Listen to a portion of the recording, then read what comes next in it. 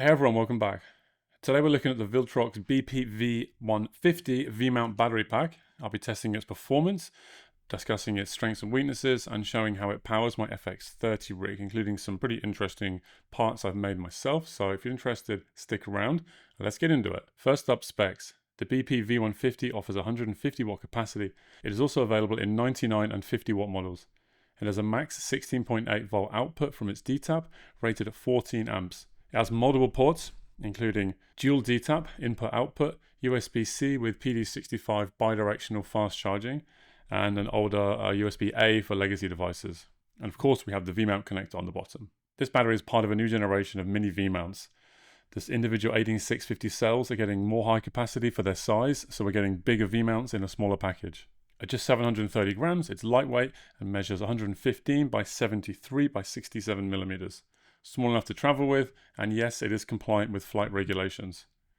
Plus, the build quality is solid using ABS plastic, the rubber covers are nice little touches over the ports, and the power button is easy to find and press. Now, a big part of deciding which V-mount battery you buy is the watt hours to price ratio. I bought these two for 126 euros each in Amazon Spring Sale in Germany. That works out to be 84 cents a watt hour. Pretty hard to beat. Even at its regular price of 160, you're coming in just over €1 per watt hour.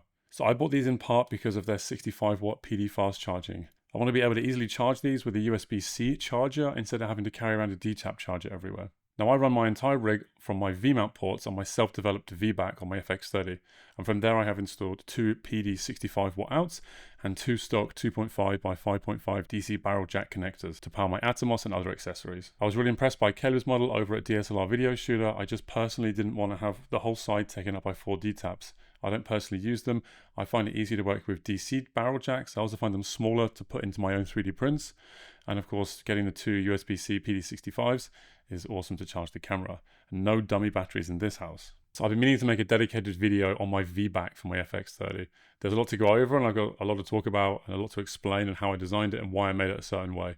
Let me know if you guys are interested. If you are, leave a comment and maybe I'll get around to actually making it at some point. Me waffling about my camera rig leads us nicely into the battery test itself.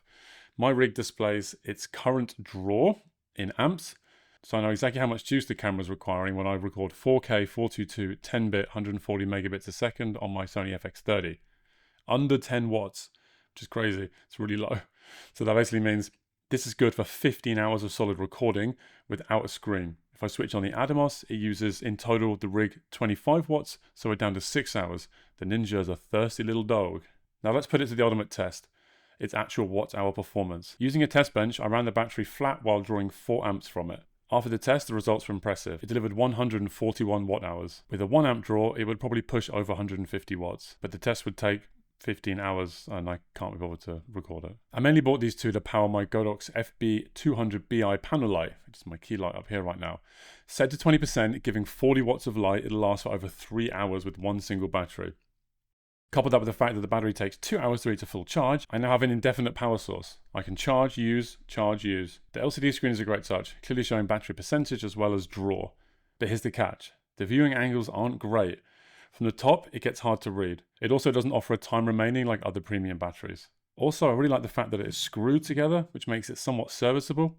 It means you can open it up and change out any bad cells should one arise. The rear has a metal V-mount plate in silver. It's also worth noting that it does not have an integrated LED light like some of my other batteries do. For 126 euros on sale, I think this is a solid choice, but only if you prioritize battery life over extra features. Overall, the Viltrox BP V150 is a powerful and reliable V-mount battery with great capacity for its price. If you're a filmmaker looking for a long-lasting power solution, it's a great pick. It's got all the features that I wanted in the battery, namely the PD charging. So what do you guys think? Are you about to buy this battery? Any questions? Drop a comment, drop a like, and I'll see you in the next video. Catch you next time.